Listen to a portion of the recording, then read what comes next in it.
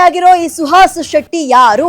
ನಡು ರಸ್ತೆಯಲ್ಲಿ ಬೀದಿ ಹೆಣವಾಗೋದ್ರು ಸುಹಾಸ್ ಶೆಟ್ಟಿ. ನಿನ್ನೆ ತಾನೆ ಅವರ ಅಂತ್ಯಕ್ರಿಯೆ ಎಲ್ಲ ಮುಗಿತು. ಬಟ್ ಈಗ ಮತ್ತೊಂದು ತಿರುವನ್ನ ಪಡೆದುಕೊಂಡಿದೆ ಈ ಪ್ರಕರಣ. ಹಾಗಾದ್ರೆ ಅಷ್ಟಕ್ಕೂ ಈ ಕೊಲೆಯಾಗಿರೋ ಸುಹಾಸ್ ಶೆಟ್ಟಿ ಯಾರು ಅನ್ನೋ ಪ್ರಶ್ನೆಗೆ ನಿಮ್ಮ ಗ್ಯಾರಂಟಿ ನ್ಯೂಸ್ ನಲ್ಲಿ ಉತ್ತರ ಕೊಡ್ತಾ ಹೋಗ್ತೀವಿ.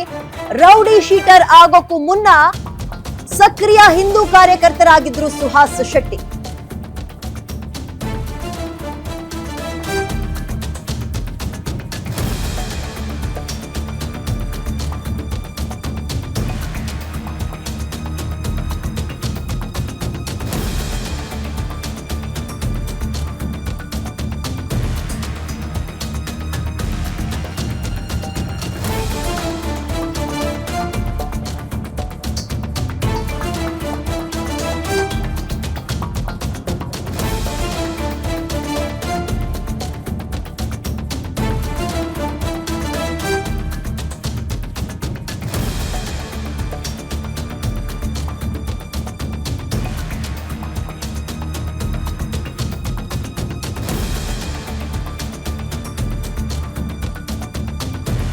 ಕೊಲೆಯಾಗಿರೋ ಸುಹಾಸ್ ಶೆಟ್ಟಿ ಯಾರು?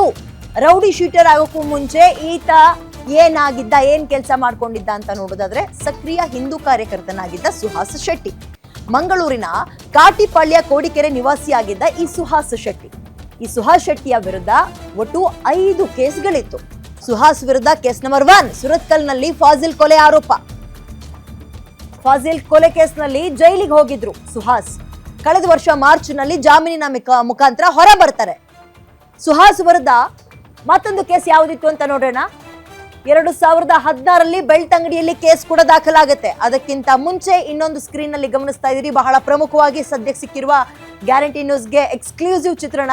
ಅದು ಸುಹಾಸ್ ಶೆಟ್ಟಿಯನ್ನ ಕೊಂದಂಥವ್ರು ಯಾರು ಯಾರು ಒಂದೊಂದನ್ನೇ ಒಬ್ಬೊಬ್ಬರನ್ನೇ ನೋಡ್ತಾ ಇದ್ದೀರಿ. ಮುಖಕ್ಕೆ ಆಲ್ರೆಡಿ ಮಾಸ್ಕ್ ಹಾಕಿದ್ದಾರೆ. ಹೆಸರುಗಳನ್ನು ಹೇಳ್ಬಿಡ್ತೀವಿ. ಅಬ್ದುಲ್ ಸಫಾನ್, ನಿಯಾಜ್, ಮೊಹಮ್ಮದ್ ಮುಸಮೀರ್, ಕಲಂದರ್ ಶಾಫಿ, ಮೊಹಮ್ಮದ್ ರಿಜಾನ್. ಒಟ್ಟು 8 ಜನ.